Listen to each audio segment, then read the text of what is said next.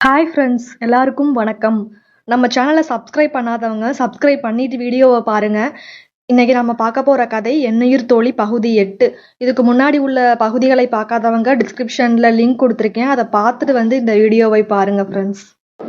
கலையமுதன் தன் அருகில் வந்தது கூட தெரியாமல் மகிஷா மெல்லிய விசும்பலுடன் கண்களை மூடிக்கொண்டு அழுது கொண்டிருந்தாள். ஒரு நாற்காலியை சத்தமின்றி எடுத்து அவள் அருகே போட்டு அதில் அமர்ந்தான் கலையமுதன். அவளின் இடது கையில் ட்ரிப்ஸ் ஏறி கொண்டிருந்தது. அதனால் அவளின் வலது கையை எடுத்து தன் கைகளுக்குள் வைத்து பொத்திக் கொண்டான். திடுக்கிட்டு கண் விழித்தவள் அவனை வியப்போடு பார்த்துவிட்டு பார்வையை வேறுபுறம் திருப்பிக் கொண்டாள். சாதாரண டைபாய்டு காய்ச்சலை அழுதழுது மிக பெரிய நோயாக மாற்றப் போகிறாய் என்று அவன் சிறு கோபத்துடன் சொல்லவும் மகிஷா அவசரமாக தனது இடது கையால் கண்ணீரை துடைத்தாள். அதை பார்த்தபடியே காஃபி கப்புகளுடன் உள்ளே நுழைந்த மதுபாலன், மகி, உனக்கு அறிவே இல்லையா? ஏன் ட்ரிப்ஸ் ஏறிக்கொண்டிருக்கிற கையால் கண்ணீரை துடைத்தாய்? இன்னொரு கை என்ன செய்கிறது என்றவன் அவளது வலது கை கலையமுதனின் கைகளுக்கு இடையே சிறையில் இருப்பதை கண்டான். மகிஷாவின் கையை தன் கைக்குள் வைத்திருப்பதை மதுபாலன் பார்த்துவிட்டான் என தெரிந்ததும் சட்டென தன் கைகளுக்குள் இருந்த மகிஷாவின் கையை விடுவித்தான் கலையமுதன். அதற்குள் காஃபி வாங்கி கொண்டு வந்து விட்டாயா பாலா என்றவன் அவன் கையில் இருந்த காஃபி கப் ஒன்றை வாங்கி குடிக்க ஆரம்பித்தான். அவனை செல்லமாக முறைத்தபடி அவன் அருகில் இருந்த மற்றொரு நாற்காலியில் அமர்ந்தான் மதுபாலன். காஃபியை குடித்து கொண்டிருந்த கலையமுதன் ஏதோ நினைவு வந்தவனாக, மிஸ்டர் மதுபாலன், உங்க வீட்டு காஃபி சூப்பர் என கூறவும் மகிஷாவின் முகம் மீண்டும் வெட்கத்தில் சிவந்தது. இது எங்க வீட்டு காஃபி இல்ல, ஹாஸ்பிட்டலின் கேண்டீன் காஃபி என மதுபாலன் கூறவும் தன்னை மறந்து புன்னகை பூத்தாள் மகிஷா.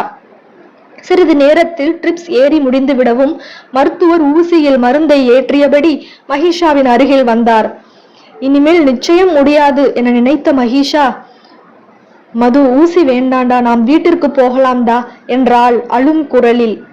மகி, நீ ஏன் இப்படி அடம் பிடிக்கிறாய் என்று சலித்து கொண்டவன் கலையமுதனிடம், இவளுக்கு ஊசியை போட வைத்து அழைத்து வா, நான் பில் கட்டிவிட்டு காருக்கு அருகில் வெயிட் பண்றேன் என கூறிவிட்டு அங்கிருந்து சென்றான். மகிஷா கலையமுதனிடம் பார்வையால் கெஞ்சினாள். அதை சிறிதும் பொருட்படுத்தாதவன் அவளின் தோளில் பதிக்க தன் கையை நீட்டினான். இல்லை, நானே போட்டுக்கொள்கிறேன் என்று அவள் பல்லை கடித்தபடி வலது கையில் டாக்டர் போட்ட ஊசியை வாங்கி கொண்டாள். இன்னும் 2 நாட்களுக்கு இன்ஜெக்ஷன் போட்டுக்கொள்ள வர வேண்டும் என மருத்துவர் கூறவும் சரி என தலையாட்டிய கலையமுதன் மகிஷாவை அழைத்து கொண்டு புறப்பட்டான். நீங்க அன்றைக்கு என்னிடம் பேசிய பிறகு ஏன் வீட்டிற்கு வரவில்லை? மகிஷா கேட்ட கேள்வி கலையமுதனின் காதுகளில் மிகவும் சன்னமாக கேட்டது. உடனே நடப்பதை நிறுத்திவிட்டு வியப்போடு அவளை பார்த்தான். அவள் வழக்கம் போல வெட்கத்துடன் தலைகுனிய பெருமூச்சு ஒன்றை விட்டபடி நடக்க ஆரம்பித்தவன், நான் வராமல் இருந்தால்தானே நீ இன்று ஒரு கேள்விக்காக என்னிடம் பேச செய்தாய் என்றான். அவள் மீண்டும் பேசாமடந்தையாகிவிட கலையமுதனும் பேசாமல் அவளுடன் நடந்தான். மதுபாலனை நெருங்கிய பிறகு கலையமுதன், பாலா, இவளோடு நீ உண்மையிலேயே ரொம்ப கஷ்டப்பட்டிருக்கிறாய். குழந்தையை விடவும் மோசமாக அடம் பிடிக்கின்றாளே, இவளை இவ்வளவு நாளாக எப்படித்தான் சமாளித்தாயோ என்றான் கேலியாக.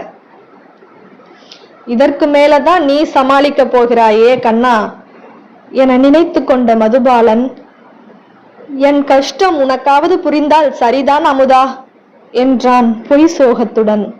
அதன் பிறகு கலையமுதன் தன் வீட்டிற்கு புறப்பட்டு செல்ல மதுபாலனும் மகிஷாவும் தங்களின் வீட்டிற்கு புறப்பட்டனர். சாலையை பார்த்து வாகனத்தை செலுத்திக் கொண்டிருந்த மதுபாலனை நொடிக்கொரு தரம் திரும்பி பார்த்து கொண்டிருந்தாள் மகிஷா. என்னிடம் ஏதாவது பேச வேண்டுமா மகி? மதுபாலன் திடீரென கேட்கவும் திகைத்த மகிஷா சில வினாடிகள் மௌனத்திற்கு பிறகு பேச ஆரம்பித்தாள். மது, அவர் இருக்கார்ல? அவள் முழுதாக முடிக்கும் முன் குறுக்கிட்ட மதுபாலன், எவர் என்றான். அவர்தான் உன் ஃப்ரெண்டு கலையமுதன். ஏன் மகி, இது உனக்கே கொஞ்சம் ஓவரா இல்ல? என்ன மட்டும் வாடா போடா என்று இஷ்டத்திற்கு கூப்பிடுகிறாய், ஆனால் அவன் மட்டும் உனக்கு அவராகி விட்டானா? நீ இப்படி குறுக்கே பேசினால் நான் எப்படி உன்னிடம் பேசுவது? சரி சரி சொல்லு. அவரை பார்க்கும்போது மனதுக்குள் ஏதோ ஃபீல் ஆகுதுடா. அப்புறம்? கிண்டல் பண்ணுகிறாயா மது? இல்லை, சொல்லு. அதான்டா, நான் அவரை பார்க்கும் போதெல்லாம் எனக்கு ஒரு மாதிரியா இருக்குடா. அவரோட கண்களை பார்த்து பேசவே முடிய மாட்டேங்குது. அவர் என் பக்கத்துல வந்தாலே எனக்கு உடம்பெல்லாம் நடுங்குதுடா. அவர் பக்கத்துல இருக்கும்போது என் மூளை கூட சட்டன வேலை செய்ய மாட்டேங்குது. மகி, நீ ஏன் இவ்ளோ சொல்ற? சிம்பிளா நான் அவரை லவ் பண்றேன்னு சொல்ல வேண்டியது தானே? அப்படி என்றால் நான் அவரை லவ் பண்ணால் உனக்கு கோபம் இல்லையா? சேச்சே, எனக்கு எதற்கு கோபம்? அவன் ரொம்ப நல்ல பையன். என் மகிய ரொம்ப நல்லா பார்த்து கொள்வான். சரி, என்னிடம் சொல்லவே இப்படி திணறுகிறாயே, அவனிடம் எப்படி சொல்வாய் என கேட்டு சீண்டினான். எதற்கு சொல்லணும்? அப்படியென்றால் ஹார்ட்டும் பேசிக்கொண்ட பிறகு வார்த்தைகள் எதற்கு பேச வேண்டும் என்கிறேன். மகி, நீயா இப்படி பேசுகிறாய்? நம்பவே முடியவில்லை. டே, கலாய்க்காதடா. எல்லாம் உன்னிடம் மட்டும்தான் இப்படி பேசுகிறேன். அவரிடம் ஒரு வார்த்தை பேசுவதற்குள் ஒரு ஜென்மமே முடிந்தது போல் தோன்றுகிறது. பயப்படாத மகி, நீ பேசியது அனைத்தையும் அவன் கேட்டுவிட்டான் என்றவன் தான் முன்பே கலையமுதனின் செல்போனுக்கு அழைத்து வைத்திருந்த தன் செல்போனை எடுத்து அவளிடம் நீட்டினான். திகைப்புடன் செல்போனை பார்த்தவள் தயக்கத்துடன் அதை வாங்கி காதில் வைத்தாள். மகிஷா என்று எதிர்முனையில் காந்த குரலில் அழைத்தான் கலையமுதன். வெகு நேர மௌனத்திற்கு பிறகு என்றாள் மகிஷா. மதுவிடம் மட்டும் மனம் திறந்து பேசுகிறாய், என்னிடம் ஏன் பேச மறுக்கிறாய்? இவள் பதில் கூறாமல் மௌனம் மட்டும் காத்தாள். நீதான் பேச மாட்டேன் என்கிறாய், நான் பேசுவதையாவது காது கொடுத்து கேட்பாயா? அது ஐ லவ் யூ என்று அவன் கூறவும் வெட்கத்தில் முகம் சிவந்தவள் செல்போனை மதுபாலனிடம் நீட்டினாள். அதற்குள் வீடும் வந்துவிட்டிருக்க காரிலிருந்து வெட்கத்துடன் இறங்கியவள் வேகமாக தன் அறைக்கு ஓடிவிட்டாள். அவள் தந்து சென்ற செல்போனை தன் காதில் வைத்தான் மதுபாலன். மகிஷா, பேசு மகிஷா என எதிர்முனையில் கலையமுதனின் குரலை கேட்டு சிரித்த மதுபாலன், அவள் செல்போனை என்னிடம் தந்துவிட்டு ஓடிவிட்டாள் அமுதா என்றான். எதிர்முனையில் இருந்த கலையமுதனின் ஏமாற்றத்தை உணர்ந்த மதுபாலன் அவனை கலகலப்பாக மாற்ற எண்ணி, டே அமுதா, உனக்கு யார்டா விஸ்வாமித்ரன்னு பெயர் வைத்தது? உன்னால் இந்த பெயருக்கே அவமானம் என்றான். என்ன பாலா, கலாய்க்கிறதா நினைப்பா? இரு, உனக்கும் ஒருத்தி வருவா, அப்போது நீ என்ன செய்ய போறேன்னு நானும் பார்க்கிறேன் என்றவன் போனை வைத்து விட்டான். சிறிது நாட்களில் மகிஷாவிற்கு காய்ச்சல் முற்றிலும் குணமானது. அன்று விடுமுறை நாள். மகிஷாவின் பெற்றோரும் மதுபாலனின் பெற்றோரும் மகிஷாவின் வீட்டில் ஒன்றாக அமர்ந்து பேசிக் கொண்டிருந்தார்கள். மகிஷாவும் மதுபாலனும் வெகு தீவிரமாக வீடியோ கேம் விளையாடி கொண்டிருந்தார்கள். சிறிது நேரத்தில் வாசலில் கார் வந்து நிற்கும் சத்தமும் அதைத் தொடர்ந்து வீட்டின் அழைப்பு மணி அடிக்கும் சத்தமும் கேட்டது. இந்த நேரத்தில் யார் என யோசித்தபடியே சென்று கதவை திறந்தாள் மாதரசி. அங்கே புன்னகை முகத்துடன் நின்றிருந்தான் கலையமுதன். அவனுக்கு அருகில் சிலர் பல தட்டுகளுடன் நின்று கொண்டிருந்தார்கள். மாதரசி ஒன்றும் புரியாமல் குழம்பி போய் நிற்க, உள்ளே கூப்பிட மாட்டீர்களா என சிரித்தபடியே கேட்டான் கலையமுதன். உள்ள வாப்பா என தயக்கத்துடன் அழைத்தாள் மாதரசி. கலையமுதனை தொடர்ந்து உள்ளே வந்தவர்கள் பல தட்டுகளை ஹாலின் நடுவே வைத்தனர். அவர்களை கண்டு வீட்டிலிருந்த அனைவரும் தயங்கியபடி எழுந்து நின்றனர். கலையமுதனை கண்டு வெட்கப்பட்ட மகிஷா உடன் வந்தவர்களை கண்டுவிட்டு கேள்வியாக மதுபாலனை ஏறிட்டாள். அவனும் தனக்கு தெரியாது என உதட்டை பிதுக்கினான். இவர்களின் முகம் பார்த்து புன்னகைத்த கலையமுதன் தன் அருகே நின்றிருந்த பெண்மணியை சுட்டிக்காட்டி, இவங்க என் அம்மா மாதவி, இவர்தான் என் அப்பா சாருகேசன் என அறிமுகப்படுத்தி வைத்தான். வணக்கம் என தயங்கியபடியே வணங்கினாள் மகிஷா. எல்லோரும் தயக்கத்துடன் நிற்பதை கண்ட மாதவி, ஏன் எல்லோரும் ஒரு மாதிரியா இருக்கிறீர்கள்? இவன்தான் எங்க பையன் கலையமுதன். இவனுக்கு மகிஷாவை பொண்ணு கேட்டுதான் நாங்க வந்திருக்கோம் என்றாள். எல்லோரும் திகைத்து நிற்க மகிஷா மட்டும் பயத்துடன் தன் பெற்றோரை ஏறிட்டாள். அவர்களும் இவளை சந்தேகமாக பார்க்க அமைதியாக தலை குனிந்தாள். நிலைமையினை நொடியில் புரிந்து கொண்ட ஹேமாவதி, எல்லோரும் உட்காருங்கள் என கூறி அவர்களை அமர வைத்தாள். பின்னர் மாதரசியின் புறம் திரும்பியவள், மகிஷாவை அழைத்து சென்று ரெடி பண்ணி கூட்டி வா என்றாள். மாதரசியும் தயக்கத்துடன் தலையாட்டி விட்டு மகிஷாவை உள்ளே அழைத்து சென்றாள். செல்லும் முன் மதுபாலனையும் உள்ளே வர சொல்லி கண்களால் சைகை செய்துவிட்டு சென்றாள். மகிஷாவின் பின்னலை அவிழ்த்து விட்டு தலைவாரிய மாதரசி உள்ளே வந்த மதுபாலனிடம், மது, அவன் ஃப்ரெண்டு தானே என கேட்டாள். ஆமாம் ஆண்டி. ஆனால் என்ன ஆனால்? உனக்கு தெரியாமல் இங்கே எதுவும் நடந்திருக்காது என கோபமாக மொழிந்தவள் தன் கோபத்தை மகிஷாவின் கூந்தலின் மீதும் காட்டினாள். ஆ, வலிக்குது என கத்திய மகிஷாவை கண்டு மாதரசிக்கு மேலும் கோபம் வந்தது. என்னடி வலிக்குது? மௌன சாமியாரினி மாதிரி இருந்து கொண்டு என்னவெல்லாம் செய்திருக்கிறாய். ஆம்பளை பையன், அவன் கூட தன் அப்பா அம்மாவிடம் எல்லாவற்றையும் சொல்லியிருக்கிறான். ஆனால் நீ என்கிட்ட ஒரு கோடாவது போட்டு காட்டினியா? வந்தவங்களுக்கு முன்னால ஒன்றும் தெரியாதவளாக என்னை திருதிருவன விழிக்க வைத்து விட்டாயே என கூறி நொடித்தாள். மாதரசியின் கோபம் எதனால் என்று மதுபாலனுக்கு புரிந்தது. சாரி ஆண்டி, நாங்க சொல்லலாம் என்றுதான் இருந்தோம். ஆனால் அமுதன் அதற்குள் முந்திவிட்டான் என்றான் மன்னிப்பு கேட்கும் தொனியில்.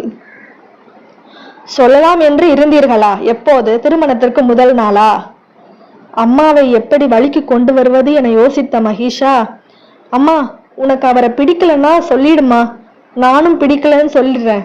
ஏன்னா எனக்கு நீதான் முக்கியம் என்றாள் கரகரக்கும் குரலில். சி, நடிக்காதடி. உன் பசப்பல் வார்த்தையை இனிமேல் நான் நம்ப மாட்டேன். உன்னை கூடிய சீக்கிரம் கல்யாணம் பண்ணி அனுப்பிவிட்டு என் மதுக்கண்ணனுக்கு மனைவியாக வரப்போகிறவளை என் பொண்ணாக தத்தெடுத்து கொள்ள போறேன். எனில் எனக்கு உன்னை விட என் மதுதான் முக்கியம் என்றாள் மகிஷாவின் குரலிலேயே. இதை கேட்டதும் மகிஷாவிற்கும் மதுபாலனுக்கும் சிரிப்பு பொத்து கொண்டு வந்தது. மாதரசி சமாதானமாகிவிட்டது தெரிந்ததும் அங்கிருந்து ஹாலுக்கு சென்றான் மதுபாலன். அங்கே சாந்தசீலனும் சோமநாதனும் கலையமுதனின் குடும்பத்தாரிடம் சகஜமாக பேச ஆரம்பித்திருந்தனர். சோமநாதனின் அருகில் சென்று அமர்ந்த மதுபாலன் கலையமுதனை கண்டு பொய்யாக முறைத்தான். அதை புரிந்து கொண்ட கலையமுதன் கண்களை சிமிட்டி புன்னகைத்தான். சிறிது நேரத்தில் மகிஷாவை அலங்கரித்து அழைத்து வந்தாள் மாதரசி. அவளை முதல் முறை புடவையில் பார்ப்பதால் தன்னை மறந்து ரசித்தபடி அமர்ந்திருந்தான் கலையமுதன். அவனை கண்டு வழக்கம் போல் வெட்கப்பட்டு தலை குனிந்தாள் மகிஷா. இரு குடும்பங்களும் தங்களை பற்றிய விவரங்களை பரிமாறிக் கொண்டிருக்க மகிஷாவோ தரையை பார்த்தபடி கால் கட்டை விரலால் கோலம் வரைந்து கொண்டிருந்தாள். ஹேமாவதி கொண்டு வந்த காஃபியை எடுத்துக்கொண்ட மாதவி மதுபாலனையே கண் கொட்டாமல் பார்த்து கொண்டிருந்தாள். அரை மணி நேரத்திற்கு மேலான பிறகும் மகிஷா அமைதியாகவே நிற்பதை கண்ட மதுபாலன் எழுந்து அவள் அருகே வந்தான். மகி, இப்போது உனக்கு இந்த புடவை அனீசியா இல்லையா? அவன் கேட்ட பிறகே தான் புடவையில் இருப்பதை உணர்ந்தாள் மகிஷா. திரும்பி பார்த்தவனை முறைத்தவள், இவ்வளவு நேரம் நன்றாக தாண்டா இருந்தது, இப்போது நீ சொன்ன பிறகுதான் அனீசியாக தோன்றுகிறது. உன்னை யார் எழுந்து வர சொன்னார்கள் என்றாள் மெல்லிய குரலில். இது உனக்கே ஓவரா தெரியலையா மகி? அவனை கண்டதும் புடவையில் இருப்பதை கூட மறந்து விட்டாயே. நாளை திருமணமான பிறகு என்னை நினைவிலாவது வைத்திருப்பாயா என்றான் சீண்டலாக. திடீரென முகம் மாறிய மகிஷா, உனக்கு பிடிக்கலைனா சொல்லு, நான் இப்போதே அவரை மறந்து விடுகிறேன். ஏனெனில் எனக்கு காதலை விட நட்புதான் முக்கியம். இப்போது நான் சொன்னது அம்மாவிடம் சொல்லியது போல பேச்சிற்காக சொல்லியது அல்ல, என் மனசாட்சியின் உத்தரவுப்படி சொன்னது என்றாள். ஏ மகி, நான் விளையாட்டுக்கு தான் கேட்டேன். ஆனால் நான் சீரியஸா தான் சொன்னேன் மது. சரி சரி, இந்த டாபிக்கை விட்டு விடலாம். நீ சென்று புடவையை மாற்றிக்கொள். பெண் பார்க்க வருகிறவர்கள் பெண்ணை சுடிதாரில் பார்க்க மாட்டார்களா என்ன என்று அவள் எப்போதோ சொன்னதையே திரும்பி சொன்னான். மெல்லிய புன்னகையை பூத்தவள் அவனுக்கு செல்லமாக ஒரு அடியை தந்துவிட்டு தன் அறைக்கு கிளம்பினாள். அவள் செல்லமாக அடித்ததையும் அதை புன்முறுவலுடன் மதுபாலன் ஏற்றுக்கொண்டதையும் இமைக்காமல் பார்த்து கொண்டிருந்தாள் மாதவி. 10 நிமிடத்தில் சுடிதாரில் திரும்பி வந்தாள் மகேஷா. அவள் சுடிதாருக்கு மாறியதை கண்டதும் கலையமுதனின் முகத்தில் மெல்லிய ஏமாற்றம் ஒன்று பரவியது. அதை மகேஷாவும் கவனித்தாள். ஒரு நல்ல நாள் பார்த்துட்டு அன்றைக்கு நிச்சயம் செய்து கொள்ளலாம் என கூறியவர்கள் கிளம்புவதற்கு ஆயத்தமானார்கள். மனமே இன்றி எழுந்த கலையமுதன் மகேஷாவை திரும்பி திரும்பி பார்த்து கொண்டே சென்றான். அதை கவனித்து விட்ட மதுபாலன் மகேஷாவின் அருகில் வந்தான். என்ன மகி, உன் ஆளுக்கு உன்னை விட்டு செல்ல மனமே வரவில்லையா? உன்னையே திரும்பி திரும்பி பார்த்து கொண்டு செல்கிறான். விட்டால் இன்றே கையோடு உன்னை தாலி கட்டி அழைத்து சென்று விடுவான் போல. விஸ்வாமித்திரனா இருந்தவனை காதலித்து கடைசியில் நீ மேனகாவாக ஆகிவிட்டாயே என்றான். சீ போடா என்றவள் அவனை அடிக்க கைவோங்க அவனோ கலகலவென சிரித்தபடி அவளிடமிருந்து விலகி நின்றான். காரில் ஏறி அமர்ந்த மாதவி இவர்களையே உற்று நோக்கி கொண்டிருந்தாள். அம்மாவின் பார்வையை அவள் அருகே அமர்ந்திருந்த கலையமுதனும் கண்டு கொண்டான். அம்மா, அவர்கள் இருவரையும் பார்த்துவிட்டு தவறாக நினைத்து கொள்ளாதீர்கள். அவர்கள் ட்ரூ ஃப்ரெண்ட்ஸ் என்றான் அவசரமாக. சேச்ச, அது இல்ல கண்ணா. அந்த பையனை பாத்தியா? எப்படி துருதுருன்னு இருக்கான். ஏன் இவனையே உன் தங்கச்சிக்கு பார்க்க கூடாது என்றாள். நானும் கூட அதைத்தான் யோசிச்சேன் அம்மா. உங்களுக்கு சம்மதம் என்றால் நானே தங்கச்சியிடம் பேசி சம்மதம் வாங்குகிறேன், உற்சாக மிகுதியுடன் கூறினான் கலையமுதன். ஃப்ரெண்ட்ஸ், இங்கேதான் விதி நம்பர் 1 விளையாடிவிட்டது. இந்த கதையின் தொடர்ச்சியை அடுத்த வீடியோவில் பதிவிடுகிறேன். தொடர்ந்து கதையை கேட்க நம்ம கதைக்குயில் சேனலை சப்ஸ்கிரைப் பண்ணிக்கோங்க. நன்றி.